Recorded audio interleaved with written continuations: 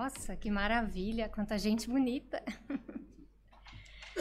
Meus queridos, que essa paz e o amor de Jesus permaneçam conosco, agora e sempre. Como o nosso amigo Enzo estava falando, a gente fica assim pensando, né? O que vocês vieram aqui buscar?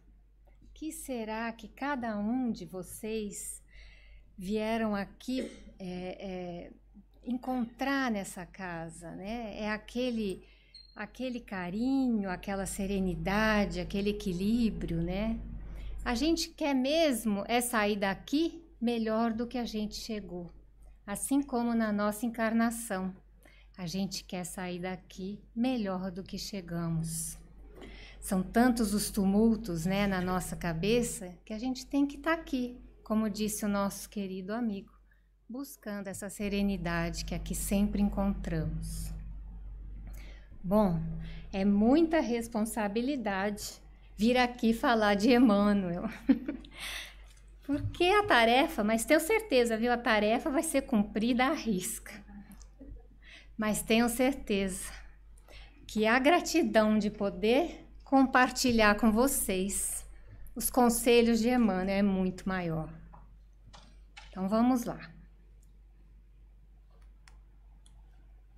Nosso estudo de hoje foi baseado nestes livros de cabeceira. Com certeza vocês todos têm, não é mesmo? O Livro dos Espíritos, né, que todo mundo conhece, que tem a doutrina completa, tem toda a filosofia e todas as consequências morais, né, que a gente pode encontrar, que Kardec encontrou nas respostas que ele fez aos espíritos. Então, é um livro de cabeceira, porque além dele tem mais 4 que completam o Livro dos Espíritos, que é o Evangelho, o Livro dos Médiuns, o Céu e o Inferno e a Gênese. Mas esse daqui, ter na cabeceira, é muito importante. Esses outros 4 que vocês estão vendo aí é da série Fonte Viva. Esses livros foram psicografados por Chico Xavier e pelo o Espírito Emmanuel, que contou para o Chico Xavier estes livros, né? Vocês devem saber que na Bíblia nós temos assim mais de 30 mil versículos. Emmanuel reuniu nesses 4 livros 720 versículos. Então, se vocês abrirem uma página por dia, é mais de 2 anos abrindo página com os conselhos de Emmanuel, né? Quem esteve aqui semana passada deve lembrar dos conselhos do Júlio Carvalho sobre esses livros. Ele falou que cada página de Emmanuel é uma terapia, né? Aquela terapia que a gente recebe, aquele recadinho, é aquele puxão de orelha, é um presta atenção para aquele dia. Cada um que abrir vai ser uma mensagem diferente, óbvio. Então, hoje, nós vamos a uma desses recadinhos de Emmanuel. Está no livro Pão Nosso, capítulo 2, Pensa um pouco por Emmanuel. Não sei se vocês conhecem, mas esse livro, Pão Nosso, em 2015, foi considerado o melhor livro cristão do ano. Ele já está traduzido, assim como os outros livros já estão traduzidos para o inglês. Para vocês que têm amigos americanos, fica aqui a dica de um presente. Esse daqui, vou mandar para o Texas. Bom, nesse capítulo de hoje, antes da gente começar, eu queria saber o que vocês estão achando dessa fotinho aí que está aí na frente. Que lugar é esse? Né? Uma beira-mar, uma beira de um lago. A gente está sempre buscando um lugar assim, não é mesmo? Um lugar para refletir um pouco. Na beira-mar, eu gosto de dizer que é aquela vitamina C, né? A gente fica com os pés salgados e o coração doce, né? Não é à toa que Jesus adorava ir passear na beira do mar, não é mesmo? Bom, o que Jesus disse é: quando quiseres orar, entre em teu quarto e fecha a tua porta. O que ele quis dizer com isso, né? Fazer, no caso, uma boa leitura, uma leitura tão bacana como a de Emmanuel, é uma forma de oração. Então, a gente tem que estar num lugar, mas não é um lugar físico. É um lugar que nos dê a ideia de isolamento. O nosso amigo aqui pediu a vocês para desligarem os celulares, esquecer do mundo que está lá fora. Por quê? Para a gente focar nesse lugar que está dentro da gente. Bom, já que o Enzo nos trouxe a esse lugar, vamos embora. Está em João, capítulo 10, versículo 25. As obras que eu faço em nome de meu Pai, essas testificam de mim. Assim disse Jesus. É muito interessante a gente compreender o contexto, o que estava acontecendo quando Jesus disse essa frase. Sabe onde ele estava? Ele estava numa festa. Sim, Jesus ia a festas. Essa festa chamava Festa da Dedicação. Era uma festa que acontecia desde o ano 164 antes da vinda de Cristo. Era mais ou menos na época do Thanksgiving daqui, durava 8 dias, bem no inverno. O que eles faziam? Eles nessa festa, eles comemoravam a purificação do templo de Jerusalém, que tinha sido profanado. Estava lá, Jesus na festa. Caminhando pelo templo, foi um dos primeiros que chegou. Passou por ele alguns judeus. Virou para ele e perguntou: Ah, tu és o Cristo? Por que não diz isso abertamente? O que Jesus respondeu? Já vos tenho dito, mas não credes. As obras que eu faço em nome do meu Pai testificam de mim. Não fica mais fácil quando a gente compreende o que estava acontecendo, né? Bom, nesse capítulo, o João também deixa bem claro para a gente que Jesus tinha uma ligação direta com o Pai Criador, né? Ele, todo o tempo que ele esteve conosco, ele não parou de trabalhar, né? Ele sempre se ocupou de trabalhar com o outro, né? E ele fazia o quê? Ele fazia o que Deus mandava, sempre cumprindo a vontade do Pai. Aí perguntamos, estamos agindo como o judeu? Exigimos ainda provas? Queremos que o telefone toque de lá para cá com alguma mensagem para a gente? Queremos palavras, sinais? O que estamos buscando? Por que ainda temos visto? Tem tanto coisa para a gente aprender, tanto livro, tanta coisa, e a gente ainda está exigindo essas provas de Jesus. Mas aí, chega Chico Xavier. Olha o que ele diz. Nem Jesus Cristo, quando veio à Terra, se propôs resolver o problema particular de alguém. Ele se limitou a nos ensinar o quê? O caminho que necessitamos palmilhar por nós mesmos. Ah, tá, ele ensinou o caminho, né? Como assim? Tem receita? Bom, receita todo mundo troca, né? Ah, fulana me deu uma receita, o bolo solou. Ah, não, aquela outra receita, botei mais disso, daquilo, mais daquilo, também não deu certo. Por quê? Não é a receita que está errada, é a técnica de como fazer aquele bolo não solar, tá certo? Então, olha o que diz. Ele não veio resolver um problema particular de alguém. Ele não veio só para curar aqueles doentes que ele curou, né? Não é possível que ele veio só para isso. E ele se limitou a ensinar o caminho, diz o Chico. Mas esse caminho a gente tem que fazer por nós mesmos, né? Mas por quê? Porque nós somos os protagonistas da nossa vida. Mas como eu faço para encontrar esse caminho? Vem Emmanuel, lá vem ele puxar a orelha da gente. Começa Emmanuel dizendo assim: é vulgar a preocupação do homem comum relativamente às tradições familiares e aos institutos terrestres a que se prende nominalmente, exaltando-se nos títulos convencionais que lhe identificam a personalidade. Isso foi escrito em 1950 alguma coisa e parece tão atual, não é mesmo? O que vocês acham do meu nobre? Que tal esse nobre? Dá para pensar, né? Hoje tem tanta mãe tirando foto dos rebentos, né? É um lookinho daqui, um lookinho dali, né? Essas fotos são para a posteridade, né, minha gente? Mas brincadeiras à parte. Vamos pensar um pouquinho? Vou dar um exercício para vocês fazerem em casa. Vai lá no baú das mídias sociais, pega aquela fotinho daquela criança, mas tem que ser uma fotinho da criança com aquele sorriso lindo. Lembrem que esse rostinho, esse sorriso dessa criança se repetiu por muitas vezes até hoje.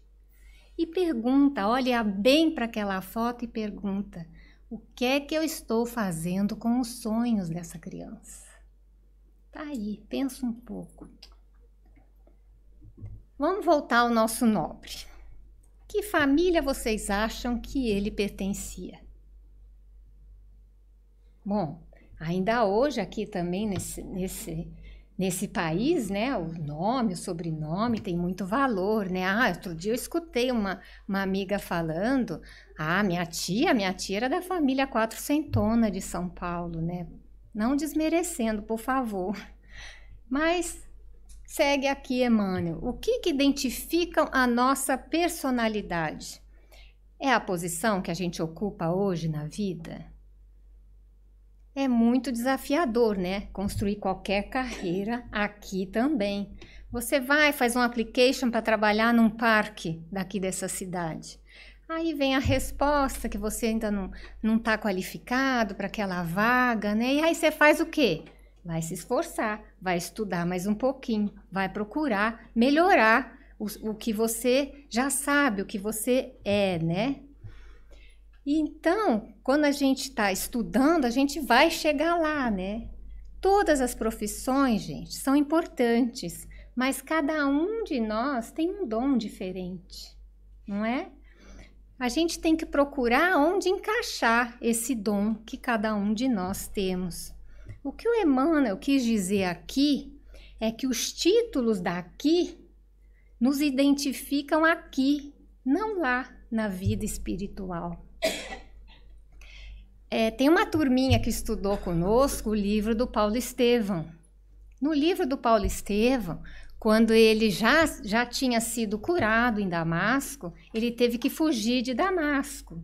Aí ele vai para o deserto, né? Aí encaminham ele para onde estava Áquila e Prisca. Lembram disso? Aí o que Áquila e Prisca faziam? Tendas. O Paulo também, quando era Saulo em sua juventude, ele fazia tendas. Então, as mãos, né? O que ele podia fazer era isso para o seu sustento. Então, quando ele encontrou Áquila e Prisca, não sabiam que ele era o Saulo que estava perseguindo eles, assim como o Saulo, que virou Paulo, já tinha mudado toda a sua feição, né? Já não foi reconhecido também por Áquila e Prisca, né? Os dois lados. Então, durante o dia, o que eles faziam para o seu sustento? As tendas, e de noite estudavam os pergaminhos de Mateus. Está lá no livro, vocês podem conferir. Mas o que Paulo dizia? Que digno é o trabalhador do seu salário. Outro exemplo de trabalho que nós temos é no livro Nosso Lar. André Luiz era um médico, né? Ele estava louco para trabalhar no Nosso Lar, mas era difícil conseguir uma vaga lá também. Aí ele estava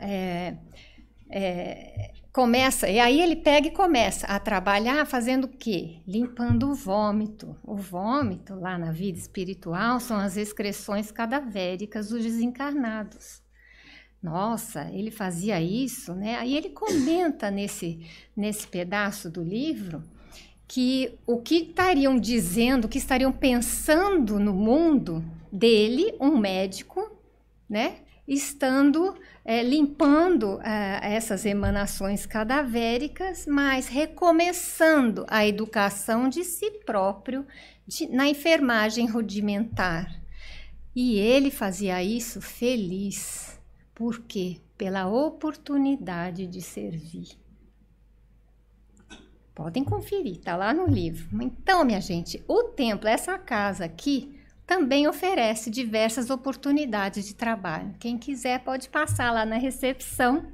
Aliás, semana passada a Lívia ofereceu também, deixou um avisozinho aqui para quem quisesse fazer alguma coisa com as suas mãos, se auxiliar. Sempre vai encaixar as suas aptidões.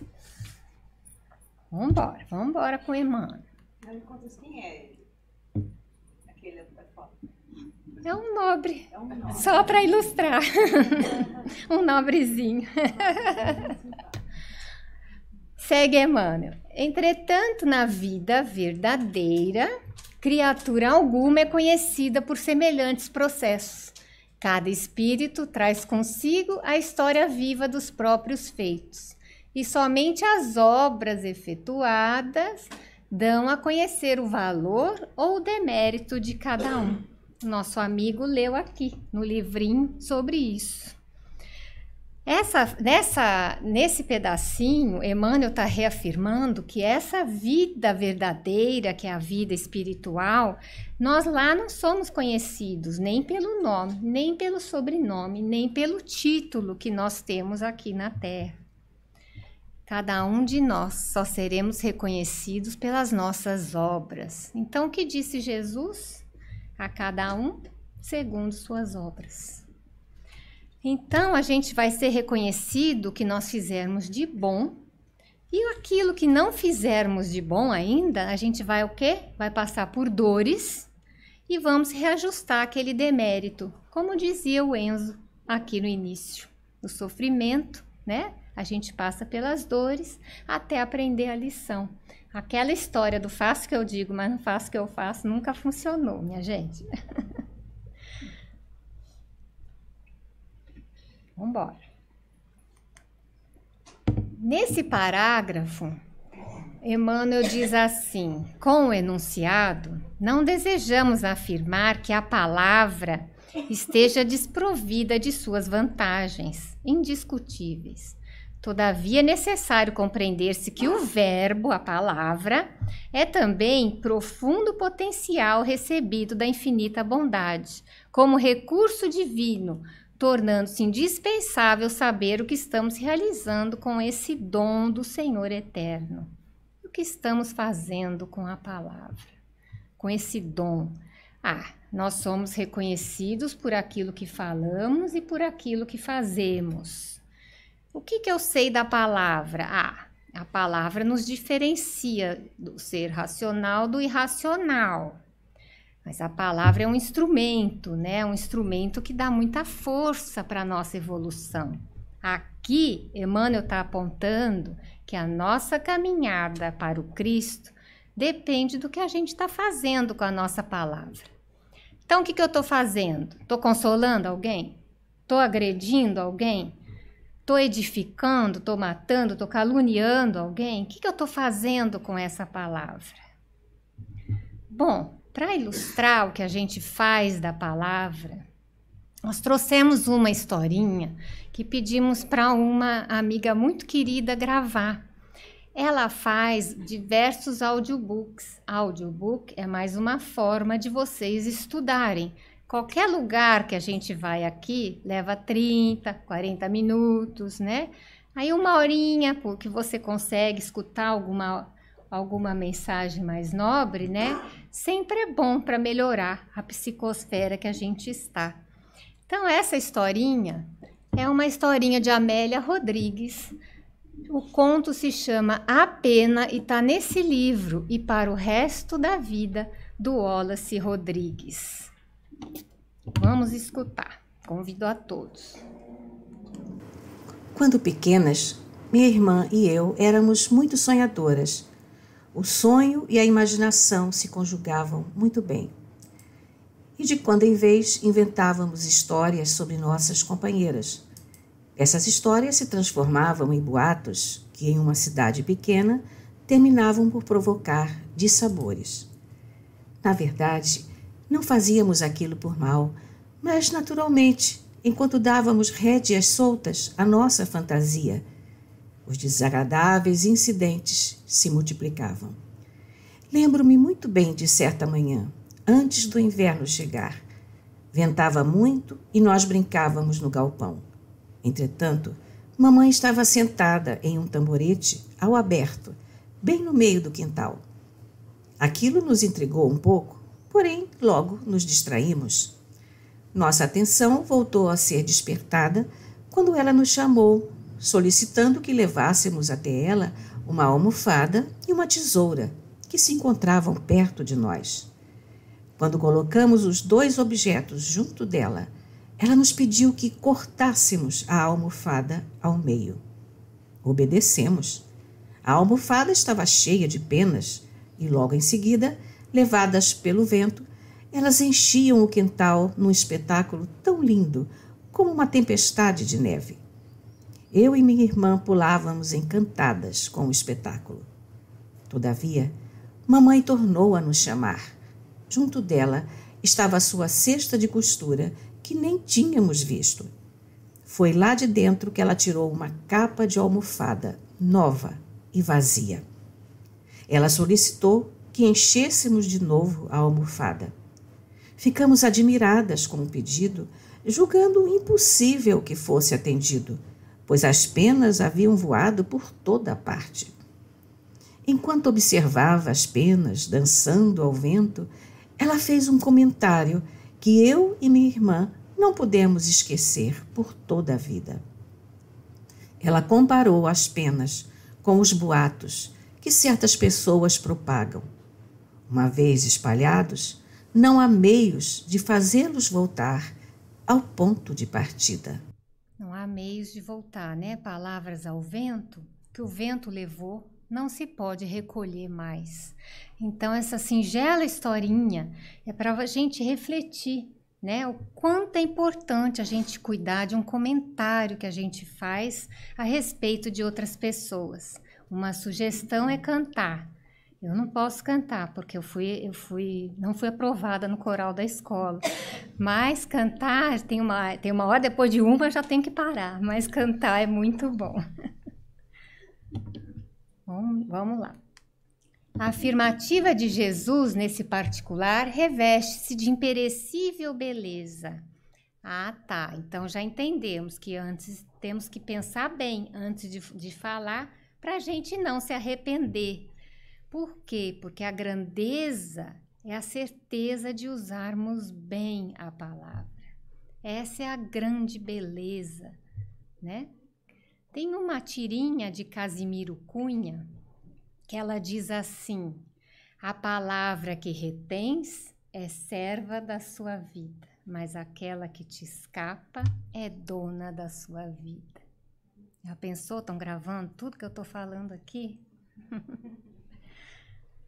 Que diríamos de um Salvador que estatuísse regras para a humanidade sem partilhar as dificuldades e os impedimentos?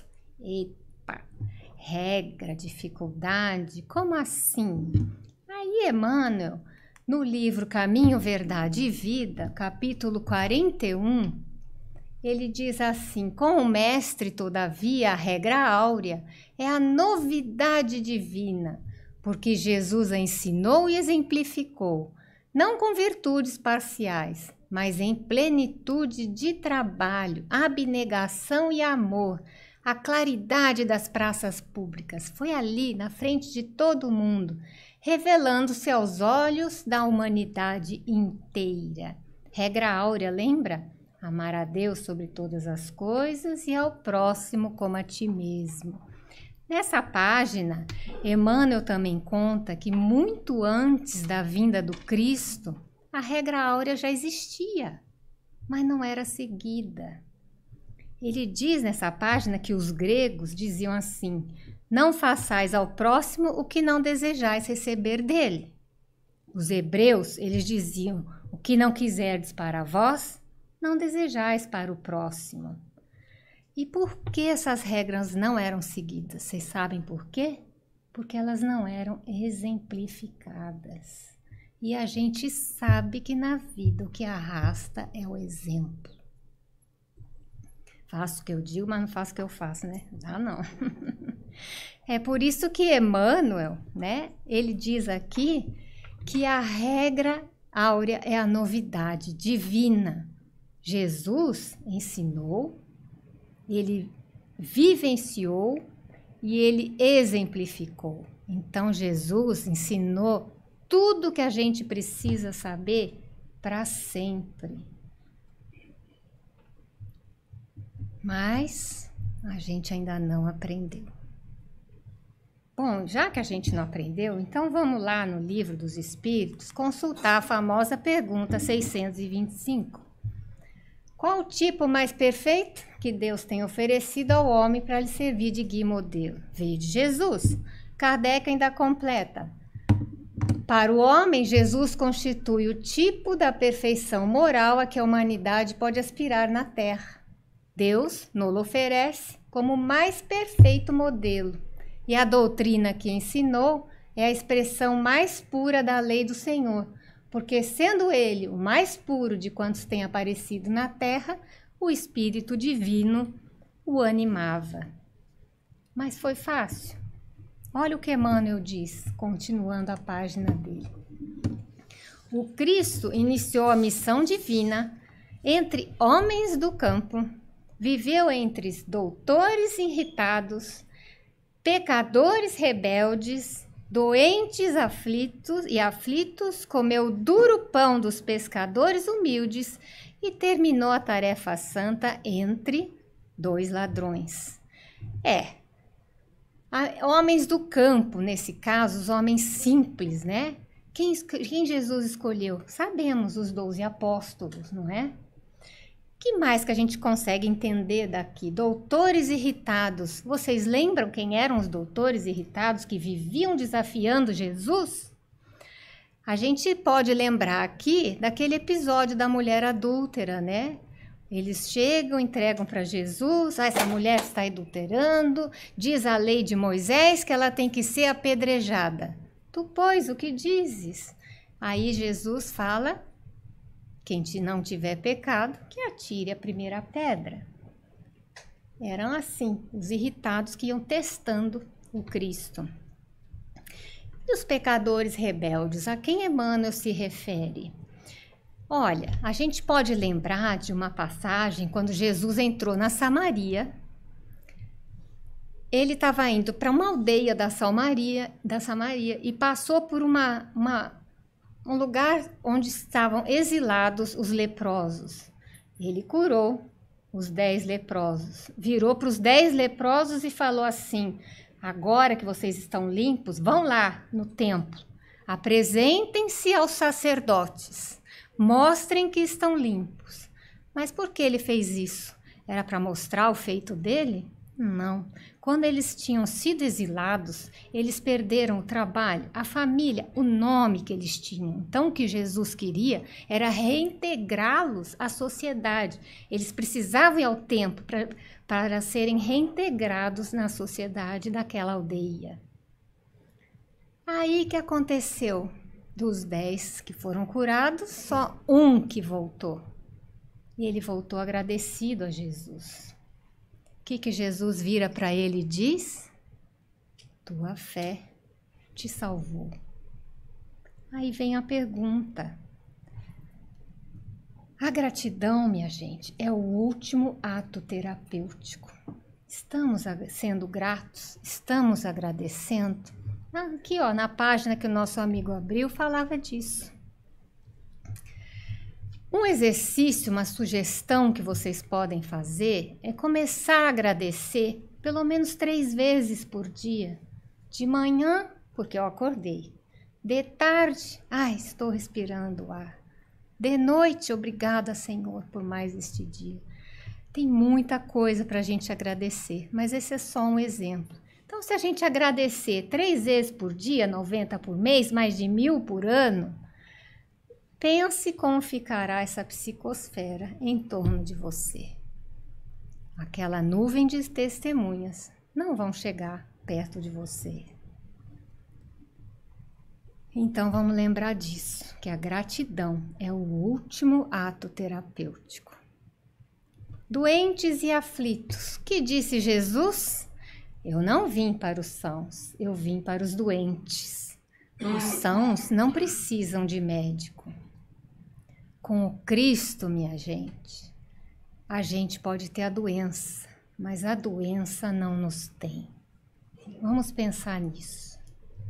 E o episódio dos 2 ladrões? Estava Jesus, os 2 ladrões, 2 malfeitores, né? Esse malfeitor vira para Jesus e fala: Senhor, se tu és o Cristo, salva-te a ti e a nós também. Aí esse outro malfeitor vira para o malfeitor e fala: Ei, nós merecemos estar aqui, mas esse homem nada fez. Senhor, vira para Jesus e fala: Senhor, lembra-te de mim quando entrares no teu paraíso. Paraíso, para quem não sabe, em hebreu, é a palavra ordo. Ordo significa trabalho. Esse outro malfeitor chamava-se Dimas. Dimas ia ajudar Jesus no seu trabalho, né? Mas Dimas foi o único que se arrependeu. Por quê? Porque ele reconheceu, né, que ele tinha errado. Ah, mas e Jesus não deu ouvido a outro malfeitor? Fica essa pergunta para nós, não fica? Bom, ele não deu ouvido porque não estava na hora ainda. Então, tudo é no tempo dele.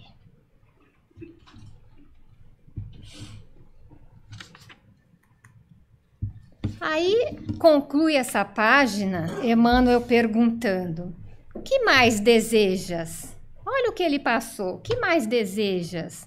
Se aguardas vida fácil e situações de evidência no mundo, lembra-te do mestre e pensa um pouco. Vida fácil? Bom, não é um parque de diversões, porque não há pixie dust que resolva se a gente não se esforçar, não é mesmo? Evidência no mundo. Ah, já vimos isso aqui. A evidência, aquele nobrezinho, nosso nobre, né?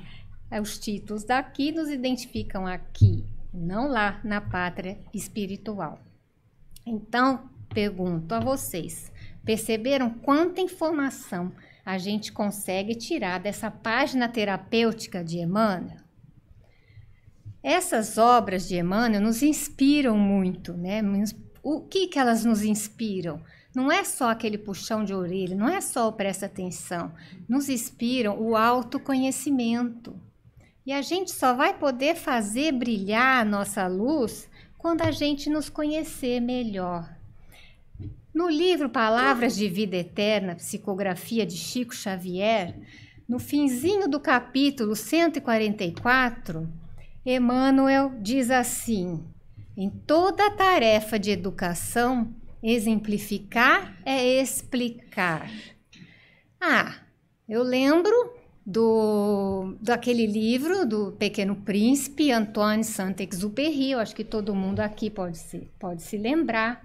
Ele tem uma frase, não nesse livro, mas que ele diz assim: aqueles que passam por nós não vão sós, não nos deixam sós. Deixam um pouco de si e levam um pouco de nós, não é? É prática natural a gente copiar o comportamento dos outros.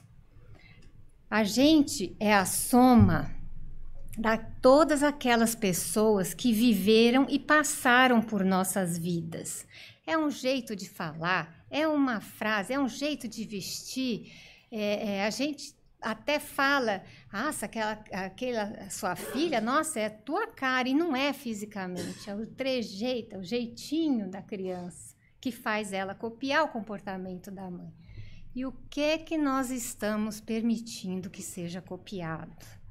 O que nós estamos exemplificando? Tem uma frase atribuída a Francisco de Assis que diz assim: ide e pregai, e se necessário, use palavras. Não é? A conduta de Jesus é o que há de melhor para a gente copiar. Mas por que não copiamos a conduta de Jesus? Por que será? Bom, João, lá naquele versículo que nós vimos, fala que as obras testificam por ele. Nós vamos agora com o Emmanuel dar uma olhadinha numa outra página das obras que ele fala sobre Jesus. Desse livro, As Vozes do Grande Além, também de psicografia de Chico Xavier, no capítulo 21, Emmanuel diz assim: interessante notar, no entanto, que uma das mais convincentes formas utilizadas por Jesus para nos ensinar é a do exemplo. As obras de Jesus, né? Para que eram aqueles sinais, aqueles milagres, lembram disso? Eram para que os homens pudessem crer que ele era o quê? O Messias e o Salvador. Mas através dessa crença é para compreender a vida eterna. Tem uma frase do professor Humberto Vasconcelos que ele diz assim: ser espírita é saber-se espírito. Se nós sabemos que somos espíritos, nós sabemos que somos eternos, somos imortais.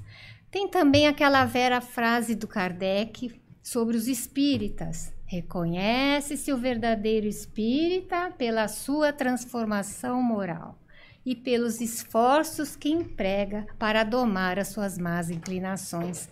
Sabe o que essa frase quer dizer? Kardec está nos dizendo que a nossa caminhada é individual. O nosso aperfeiçoamento é individual. Olha aí o que ele fala. Para domar as suas más inclinações. Vamos pensar nisso. Nesse texto, a gente consegue ter uma pequena retrospectiva das passagens de Jesus. Na manjedoura implanta o mestre a ideia da humildade. Já faz um mês do Natal, vá. Mas já esqueci mesmo o que significa, né? A manjedoura. Será que o tempo está passando muito rápido? Ou janeiro, no meio já acabavam só mais um dia, amanhã? Né? Tem uma música que o nosso amigo aqui gosta muito das músicas. O tempo não para nem nunca envelhece, não é mesmo? Já dizia a canção, né, Márcia? Quando a gente era criança, a gente não via a hora de chegar o Natal. O ano não passava, meu Deus, tanta coisa, não passa e não passa. E por que não passava? A gente ia para a escola, fazia algum esporte ou em casa. Todo dia a gente estava aprendendo uma coisa nova. Então, quando o tempo a gente acha que não passa, né? Quando o tempo é porque a gente está aprendendo alguma coisa nova, né? Hoje as pessoas falam: nossa, tempo voa, né? Como passou rápido. Será que é porque não estão aprendendo nada de novo? Ou aquela rotina é importante. Mas eu tenho como aprender alguma coisa naquela minha rotina, não tenho? Mas eu não estou aprendendo. Não desmerecendo, hein, gente, que ter rotina. Muito bem, vamos aqui. Jesus, o aniversariante do mês passado, não precisava ter nascido numa manjedoura. Mas o que ele quis dizer ao ter nascido na manjedoura? Ele quis nos mostrar a simplicidade, um exemplo de humildade. Ele não precisava, né? Ele quis chegar ao mundo desta forma humilde. E apontou para nós que a manjedoura é o caminho. Jesus é o caminho. O evangelho que ele nos ensinou é a verdade que devemos seguir, é a vida. Aí vem Joana de Ângeles e diz o que é humildade. A humildade é uma atitude interior perante a vida. Jamais uma indumentária exterior que desperta atenção, que forja comentários, que compensa a fragilidade do ego. vai de acordo também com o que Emmanuel disse sobre aquele pedacinho lá do nosso nobre, né? Aí segue Emmanuel. Na carpintaria nazarena, traça a ideia do trabalho. Ele veio e trabalhou o tempo inteiro. Maria, quando achava que já estava na hora de Jesus trabalhar, o que ela fez? Foi lá no templo, foi falar com os sacerdotes, voltou em casa toda feliz. Meu filho, vai lá no templo para você poder trabalhar. Ele vira para a mãe e fala, vou trabalhar com meu pai na carpintaria. Maria agiu como nenhuma mãe faz, né, gente? Mas o que ele foi fazer na carpintaria com o pai? Quantos queríamos que nossos filhos seguissem a profissão, né, que a gente tem, mas todo mundo é livre, né, para fazer as suas escolhas, né? Nessa hora que ele diz isso à mãe, ele mostrou a importância do trabalho, que tem um ofício a ser feito com as nossas mãos. Nós precisamos sim do trabalho. Aí vem Joana de Ângeles e diz assim nesse livro Vida, Desafios e Soluções. Trabalho, fonte geradora de recursos externos, enquanto internamente aprimora o sentido da vida. Pois é isso mesmo. Trabalho dá sentido sim para a vida. Aposentem não, viu? Sem trabalho não tem progresso. Quando a gente estiver cansado, trabalhei muito hoje, estou exausto. O que a gente faz? Lembra de Jesus. O que ele dizia? Meu pai continua trabalhando até hoje. E eu também. Mas eu estou numa idade que eu não tenho mais força física para trabalhar. E o que é que eu faço? Temos o trabalho mental.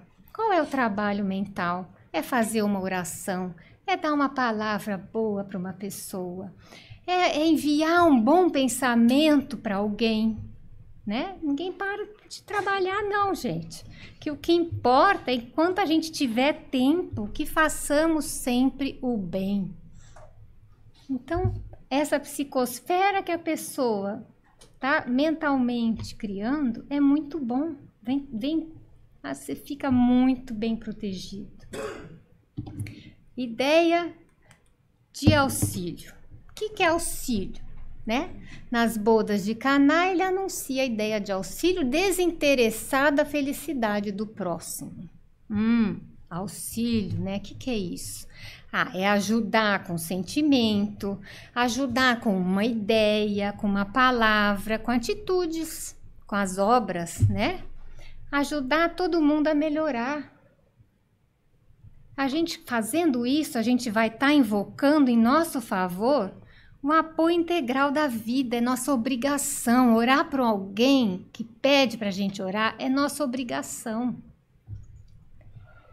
Sabemos que a missão de Jesus começou nas bodas de Caná. Estava lá, outra vez, Jesus noutra festa.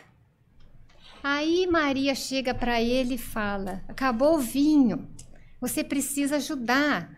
São 8 dias de festa, que era 5, 8, e não tinha mais vinho. Aí o que eu faço, né? Aí Jesus vira para a mãe e fala, mas mãe, não chegou minha hora ainda. Mas ele obedeceu à mãe.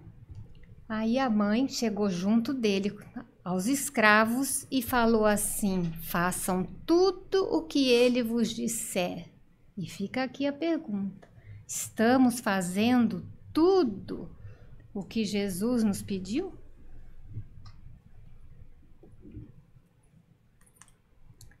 No socorro aos doentes, cria a ideia da solidariedade. Não tem uma parábola que venha mais rápido ao nosso pensamento do que a do bom samaritano. Nessa parábola, a gente sabe que Jesus deixou bem claro quem é o nosso próximo. O nosso próximo, o único que ajudou a sanar as feridas do rapaz que tinha sido espancado e roubado, quem foi? Foi o samaritano, não foi nem o sacerdote, nem o levita. E nós? Quem estamos sendo hoje? Hoje, minha gente, o bom samaritano é aquele que usa o perdão, aquele que sabe usar da misericórdia para com o nosso próximo. Vamos pensar nisso. Aí vem Joana de Ângeles, na Psicologia da Gratidão. A solidariedade é a maneira de expressar a alegria de viver, de desenvolver os relacionamentos que edificam os sentimentos ou despertam quando se encontram adormecidos. Ajuntar amigos. Emmanuel tem uma outra página no livro Fonte Viva, a página de número 150, que ele diz assim: quem ajunta amigos, amontoa amor. Quem amontoa amor, acumula poder. E já dissemos aqui que somos a soma de todos que passaram por nossas vidas.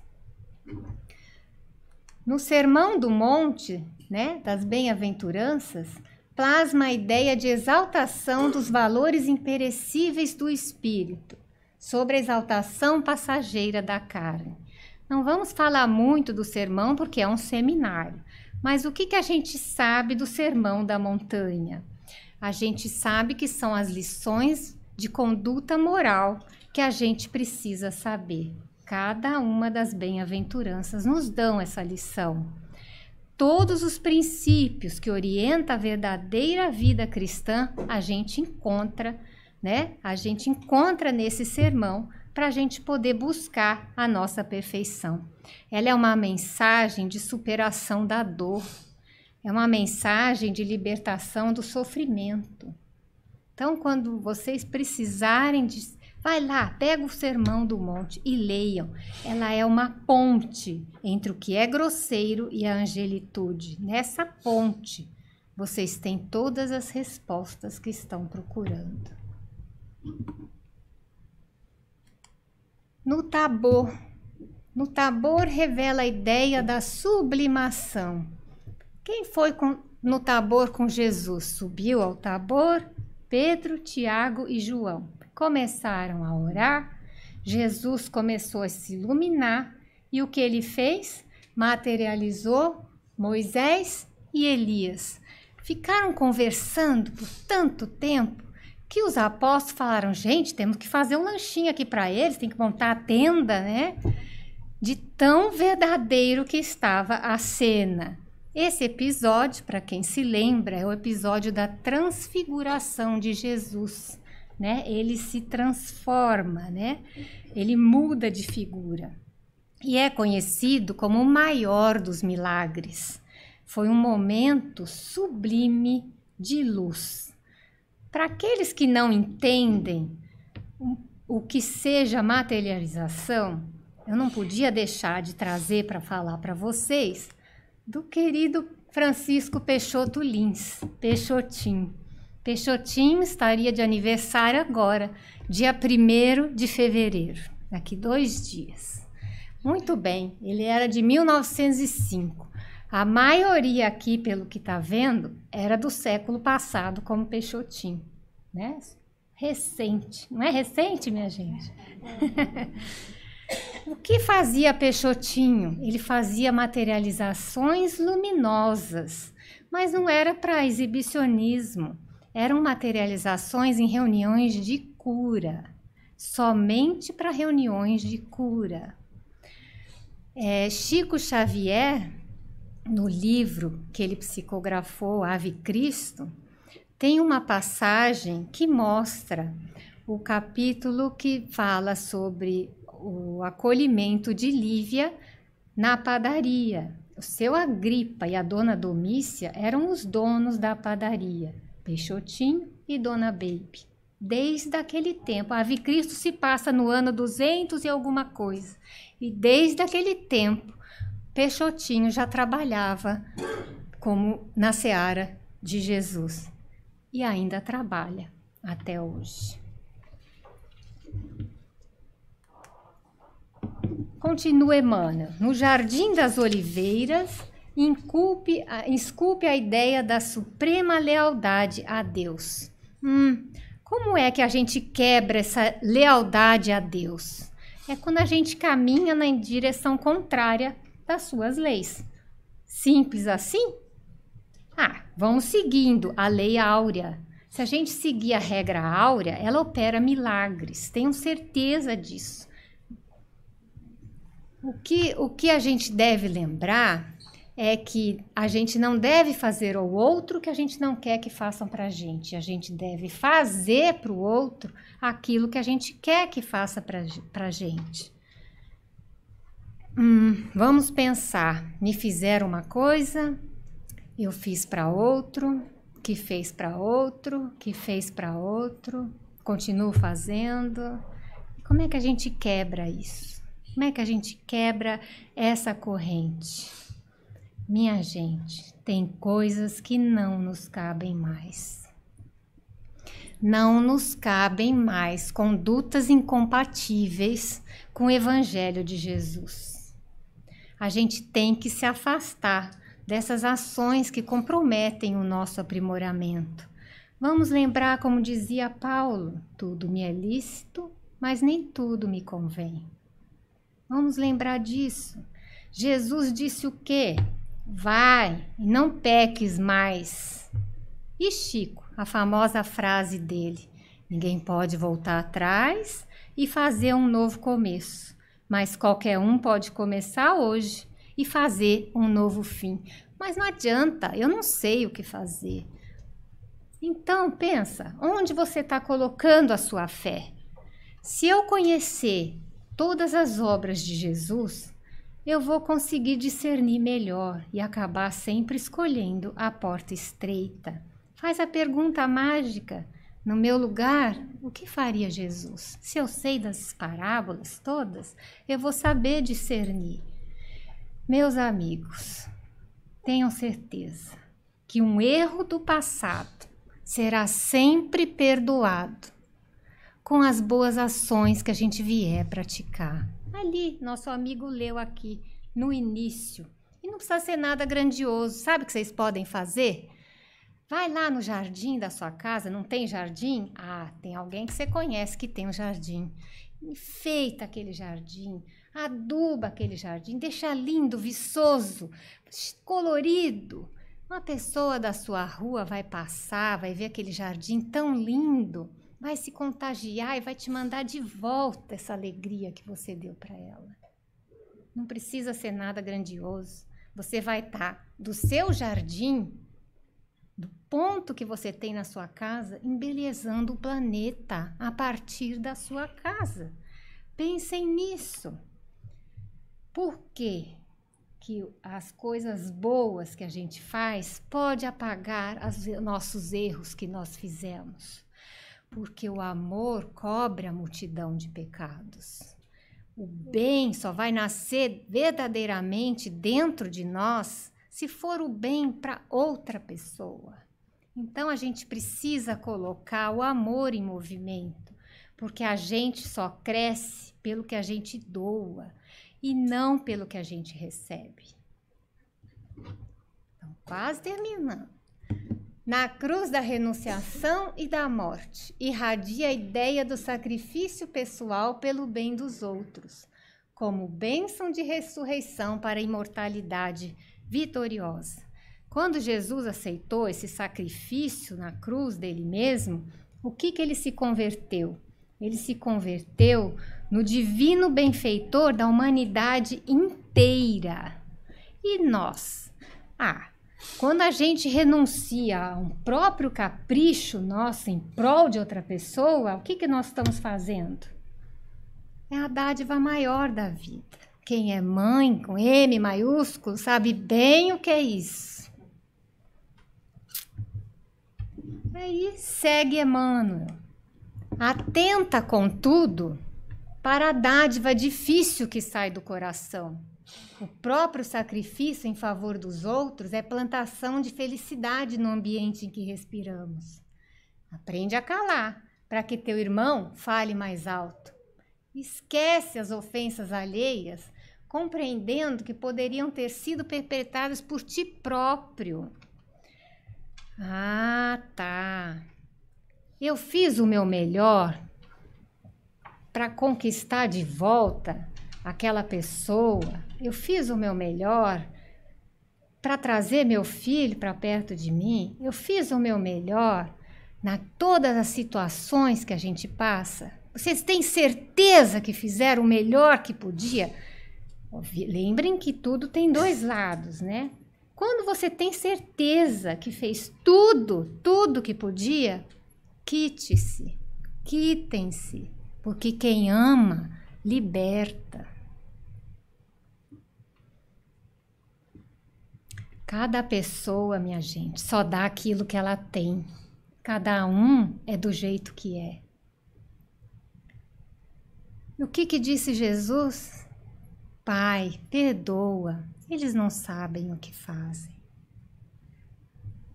E continua, apaga-te para que a luz do próximo seja vista. Dá de ti mesmo em humildade, paciência, brandura, abnegação e amor. Tem uma historinha da minha avó. A avó era italiana, de domingo, uma vez por mês, reunia a turma. Fazia quilos de massa. Quando todo mundo, ela servia todo mundo primeiro, já estava pedindo mais. Acabava a massa, ela ficava sem.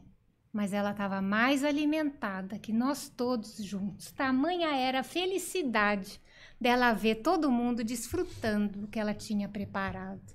Vovó foi uma abnegada.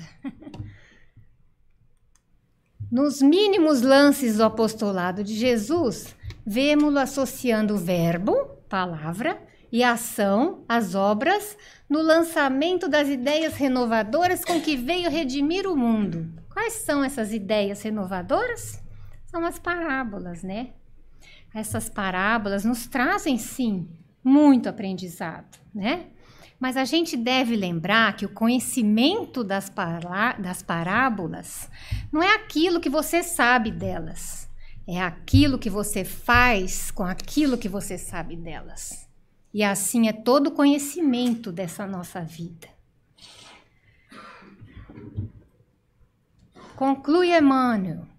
Há necessidade de cristianizarmos nosso comportamento no dia a dia, para que possamos, por nossa vez, sermos exemplos para quantos dividem conosco o espaço da nossa reencarnação. Há necessidade de cristianizarmos, porque no cristianismo encontramos todas as verdades. No Evangelho segundo o Espiritismo, chega Kardec. Espíritas, amai-vos, eis o primeiro mandamento. Instruí-vos, eis o segundo. Então tem que estudar, né? Tem que estudar por quê? Para a gente poder testificar, para a gente poder exemplificar. E vale lembrar que a doutrina, minha gente, passa por nós em 3 fases. A primeira fase da doutrina é quando entramos para o Espiritismo. A segunda fase é quando o Espiritismo entra em nós. A terceira fase é quando o Espiritismo sai de nós, através dos exemplos que nós estamos dando. Conclui essa página Emmanuel. Através de nosso exemplo, portanto, estaremos ajudando o Senhor Jesus a melhorar o panorama humano da Terra, tornando-nos efetivamente mais um dos trabalhadores da seara divina, que é grande e que ainda conta com poucos deles. Pois é, temos que buscar essa pureza primitiva do Evangelho. Porque só buscando essa pureza, nós vamos aprender a amar, a abençoar e a servir. Pensemos nisso. Muita paz para todos vocês.